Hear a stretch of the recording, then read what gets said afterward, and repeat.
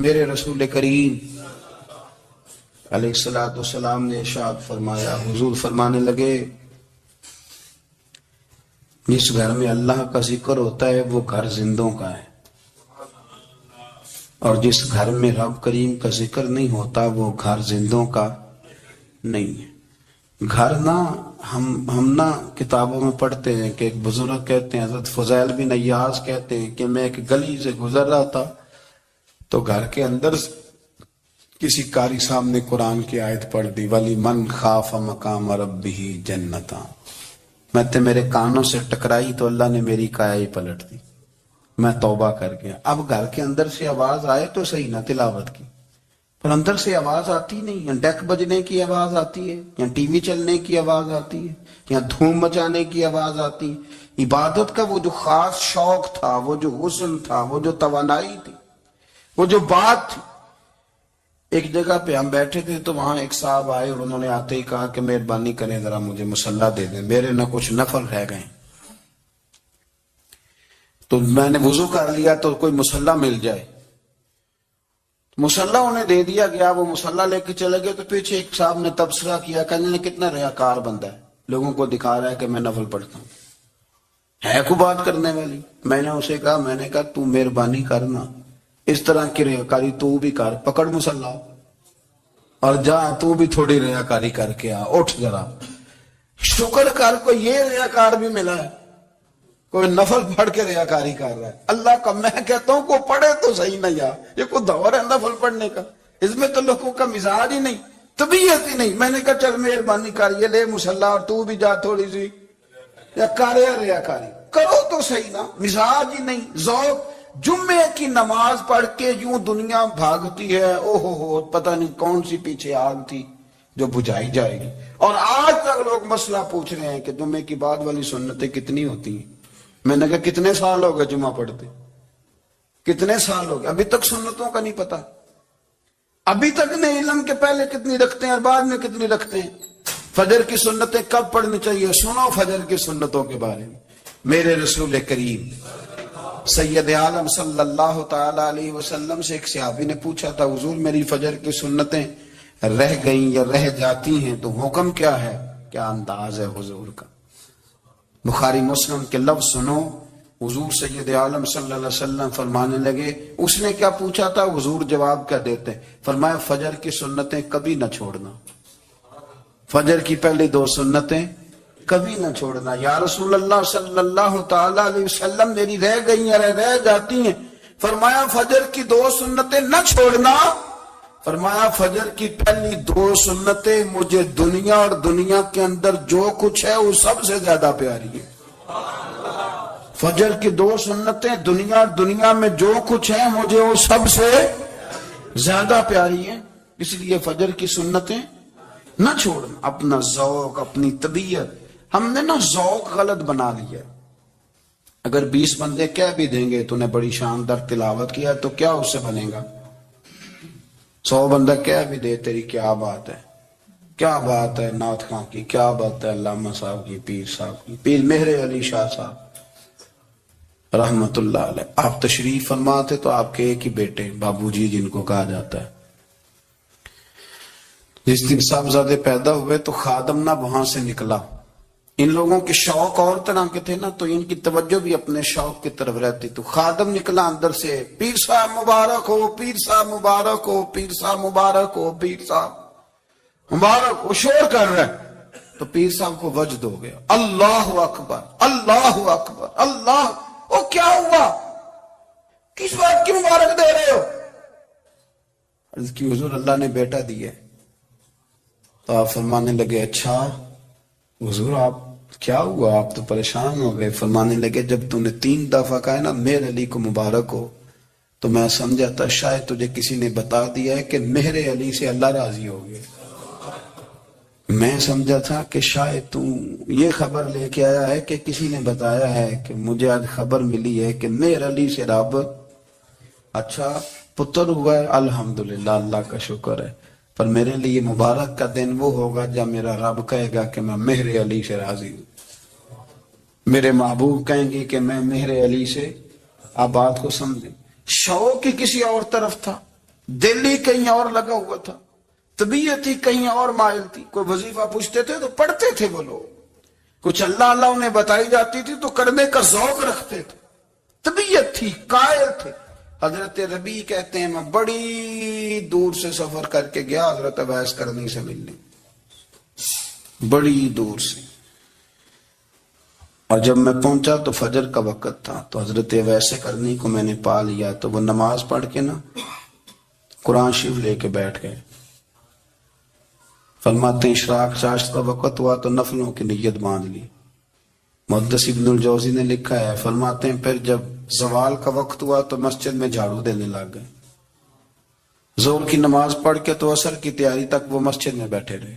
اور میرے نبی پاک علیہ السلام نے فرمایا جو نماز کے انتظار میں بیٹھا ہو وہ نماز ہی میں ہے، وہ نماز ہی میں ہے. فرمایا میری دنیا، میری امت کی جو رہبانیت ہے نا وہ اتنی ہے کہ نماز کا انتظار کرے. اذان کے بعد نماز کا یہ راہب ہے، یہ اس وقت چھوڑ کے بیٹھے ہیں سارا کچھ. فرماتے ہیں عصر تک انہوں نے اللہ اللہ کی، پھر مغرب تک کی، عشاء کی نماز ہوئی تو نماز پڑھی تو وہ تھک گئے. اب مجھے وہ فارغ ہوا، مصلی چھوڑے تو میں ملاقات کروں نا. یہ آپ حیران نہ ہو کہ اتنی دیر بندہ کیسے اللہ اللہ کر، ہم نے کی نہیں نا اس لیے ہم پریشان ہیں. جو عادی ہوتے ہیں وہ کر بھی لیتے ہیں. وہ یہ کام، میری بات کی سمجھ آ رہی ہے؟ جب جاتے ہو کسی دفتر میں تو 8 گھنٹے کھڑے رہ لیتے ہو نا، مجبوری ہوتی ہے تو کھڑے رہا جا سکتا ہے. پاسپورٹ کے دفتر بولیے، امیگریشن کی لائنوں میں، اور میں نے تو امبیسیوں میں بندے 12 گھنٹے پہلے جا کے کھڑے دیکھے، رہ لیتے ہیں کھڑے. تو اگر ان کاموں کے لیے رہا جاتا ہے تو اللہ رسول کے لیے بھی کھڑے رہا جا سکتا ہے. تو فرمانے لگے کہ جب عشاء کی نماز کے بعد آخری انسان تھے، تھک گئے، نیند کا غلبہ ہوا تو تھوڑی ایسے آنکھ بند ہوئی تو کھلی تو رونے لگے. حضرت ویسے کر لی، رو کے کہنے لگے مالک مجھے غافل تو نہ کر، ابھی میں نے کیا بھی کچھ نہیں، دن ختم ہو گیا، کوئی نفل نہیں، کوئی اللہ اللہ نہیں، اللہ مجھے غافل نہ کر، میری مدد فرما. فرماتے ہیں جب وہ روئے تو میرے ساتھ جو شخص تھا میں نے کہا اٹھو چلیں. کہنے لگا حضور ملنا نہیں. فرمایا جو میں لینے آیا تھا وہ مجھے مل گیا، جو میں ان سے سیکھنے آیا تھا وہ مجھے نصیب ہو گیا، اب اور میں نے کیا لینا، ختم ہو گئی بات، اٹھو چلیں. اللہ کے بندوں نے حضرت ربیہ بن کعب اسلمی رضی اللہ تعالیٰ عنہ فرماتے ہیں، کہتے ہیں جب بنو قریظہ اور بنو نذیر یہودیوں کے ساتھ حضور علیہ السلام نے جنگ کا اعلان فرمایا تو وہ دشمن ہو گئے. ہمیں خطرہ تھا کہ وہ رات کو کہیں محبوب کو تکلیف نہ دیں، تو کچھ لوگ نا تلواریں لے کے نبی پاک کے دروازے پہ پہرے داری کرتے تھے. گن مین رکھنا حرام نہیں، اگر کسی کو واقعی خطرہ ہو تو اس کے لیے سنت بھی ہے. حضرت علی المرتضیٰ تلوار لے کے حضور کے گھر کا پہرا دیتے تھے. حضرت ربیہ بن کعب اسلمی رضی اللہ تعالیٰ عنہ فرماتے ہیں کہ رات میری ڈیوٹی تھی کہ میں حضور کے گھر کا پہرا دوں گا. تو فرماتے ہیں میں باہر سن رہا تھا، ساری رات ہی میرے نبی پاک نے اللہ کی تسبیح پڑھی، ساری رات، کبھی تسبیح، کبھی تحلیل، کبھی تحمید، کبھی تکبیر، ساری رات. فرماتے ہیں ساری رات حضور پڑھتے رہے اور ساری رات ہی میں سنتا رہا. مجھے اونگ آ گئی، میری آنکھ لگ گئی، حضور ابھی پڑھ رہے تھے، میں تھک کے سو گیا. اور فرماتے ہیں جب میری آنکھ دوبارہ سے کھلی تو میرے کانوں میں پھر کوئی چیز گونجی تو میں نے کان لگایا تو میرے حبیب ابھی بھی اللہ کو یاد کر رہے. ساری رات حضور رب کی عبادت کرتے. اسی لیے تو کہا یا ایھا المزمل قم اللیل الا قلیلا، حبیب ساری رات تو نہ جاگا کر، تھوڑا آرام بھی کر لیے گا. میرے بھائی اپنا مصلی، اپنی عبادات، اپنے وظائف، اللہ اللہ جو آپ نے کسی سے سیکھی ہے اس کو کبھی کمزور نہ ہونے دیں. شجرہ شریف جو کسی بزرگ سے آپ لے لیتے ہیں تو کیا رسم ہے کوئی؟ اس پہ کچھ لکھا ہوتا ہے، وہ پڑھنے کے لیے دیا جاتا ہے، اس پہ لکھا ہوتا ہے کہ یہ اللہ اللہ آپ نے کرنی ہے. قرآن مجید فرقان حمید میں اللہ تبارک و تعالی نے فرمایا ہے اپنے بندوں کو اپنی عبادت کی طرف توجہ دلائیے، اپنے بندوں کے دلوں میں عبادت کا شوق، ذوق اور نظریہ پیدا فرمایا. فرمایا یا ایھا الناس اعبدوا ربکم الذی خلقکم اے ایمان والو، اے لوگو، اپنے اس رب کی عبادت کرو جس نے تمہیں پیدا کیا ہے، والذین من قبلکم، اور ان لوگوں کو بھی پیدا کیا ہے جو تم سے پہلے تھے۔ تمہیں عبادت کا نفع یہ ملے گا لعلکم تتقون، کہ تم پرہیزگار ہو جاؤ گے۔ عبادت اس لیے کیا کرو کہ اللہ نے تمہیں پیدا کیا ہے، اور اس لیے کہ تم سے پہلے لوگوں کو بھی اللہ نے پیدا کیا ہے۔ اور پھر ارشاد فرمایا کہ الذی جعل لکم الارض فراشا، وہی رب ہے جس نے تمہارے لیے زمین کو فرش بنایا ہے، والسماء بناء، اور آسمان کو چھت بنایا ہے، وانزل من السماء ماء فاخرج به من الثمرات رزقا لکم، زمین کو فرش بنایا، آسمان کو چھت بنایا، پھر آسمان سے پانی برسایا جس کے ذریعے پھل نکالے، اور وہ بھی کسی اور کے لیے نہیں، رزق لکم، تمہارے رزق کے لیے، وہ بھی تمہارے رزق کے لیے۔ یہ ساری نعمتیں تمہیں دی ہیں، اب فلا تجعلوا للہ اندادا،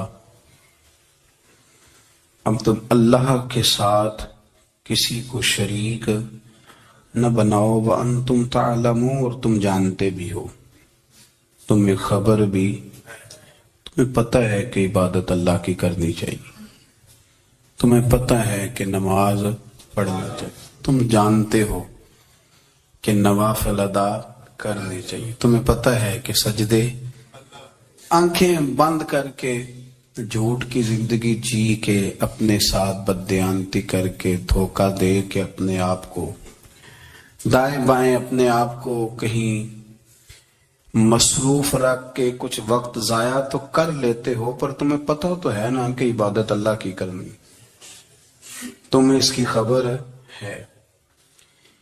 فرمایا اس رب کی، دیکھیں نا، انسان پر اگر کوئی شخص نیکی کر دیتا ہے، احسان کر دیتا ہے، تو انسان اس کے سامنے پھر گردن نہیں اٹھا سکتا، یار یہ میرے مشکل وقت کا دوست ہے، اس نے میرے ساتھ نیکی کی، کبھی بھی گردن نہیں اٹھائے گا، جھکا کے رکھے گا۔